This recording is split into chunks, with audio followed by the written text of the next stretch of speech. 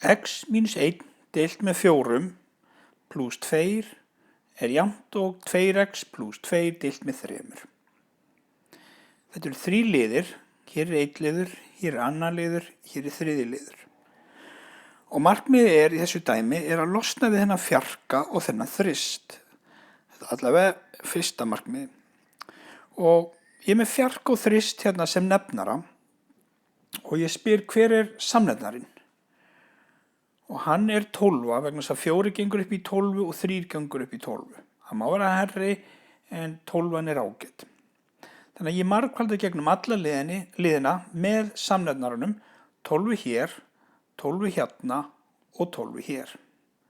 Þá fer 12 hérna fyrir framan svigan sem ég er búin að smíða utan x mínus 1. Og hún fer líka hérna utan þennan sviga hér sem ég er búin að smíða, 2x pluss 2, utan þetta. En 12 sinnum 2 er 24, ég er bara að klára það strax. Það sem gerist núna er að ég get stytt 12 á móti fjarka.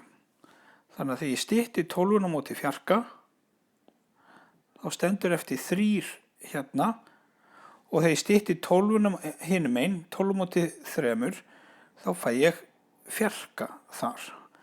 Þessi þristur hérna er sem sagt þá komin hérna fyrir framan svigan og þessi fjarki hér er þá komin fyrir framan þennan sviga hér. Þá margfalda ég þristin inn í svigan, 3 sinnum x og 3 sinnum mínus 1 og fæ þá 3x mínus 3. Gerir nákvæmlega sama hér, margfalda með fjarkan inn í svigan, 4 sinnum 2x eru 8x og 4 sinnum 2 eru 8. Þá er ég komið með jöfnuna þannig að ég er með hreina liði hérna, pluss og mínus. Þá ætlum ég bara að ákveða hvora megin vil ég hafa x-in mín og hvora megin vil ég hafa venjulegu tölurnar. Ég ákveði þessu dæmi að hafa x-in hægra megin. Einfallega vegna þess að þá fæ ég út plusstölu á x-unum. 8x er hærri tala heldur en 3x og þetta eru einu x-tölurnar, þannig að ég ákveði að hafa x-in hægra megin þess vegna. Þannig að ég er með það 8x-ið óbreytt, það þurfti ekki að flytja það, en þessi 3x þurfti að fara í hinum megin yfir og þá breyttist þau í mínus 3x. Venjulegu tölurnar eins og þessi mínus 3 og pluss 24, ég þurfti ekkert að hreyfa við þeim, það kemur bara óbreytt. En þessi 8 hérna sem er pluss, hún þarf að fara yfir samsemmerkið og er þá orðið að mínus. Þá er ég komið með allar x-tölurnar öðrum megin og venjulegu tölurnar hinum megin og ég reikna þá út x-tölurnar, það eru 5x. Gera eins með venjulegu tölurnar, mínus 3 pluss 24 mínus 8 eru 13.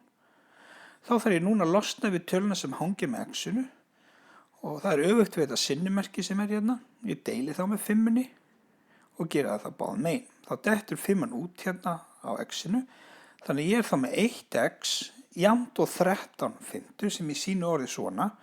X-ið má þá núna koma vinstra megin og 13/5 hérna hinum megin. En 5-an gengur 2 sinnum upp í 13, þannig að ég ætla að skila svarinu líka sem 2 og 3/5.